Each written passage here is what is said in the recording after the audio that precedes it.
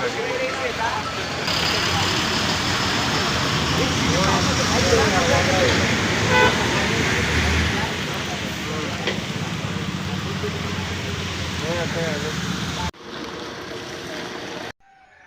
तालुक्यातील रामनगर येथील कॉलेजच्या समोर आज संध्याकाळी गॅस सिलेंडर वाहतूक करणाऱ्या बोलेरो पिकअप आणि स्विफ्ट कार यांच्यात अपघात घडला। जगलबेट येथील बोलेरो पिकअपला ओव्हरटेक करण्याच्या प्रयत्नात खानापूर येथील स्विफ्ट कारने मागून धडक दिल्याने हा अपघात घडला। अपघातानंतर काही काळ वाहतूक कोंडी निर्माण झाली होती, मात्र स्थानिक नागरिकांच्या मदतीने आणि वाहन चालकांच्या सहकार्याने वाहतूक पुन्हा सुरळीत करण्यात आली आहे।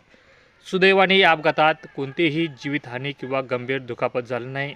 दोन्ही वाहनांचे किरकोळ नुकसान झाले असून मोठी दुर्घटना टळली आहे।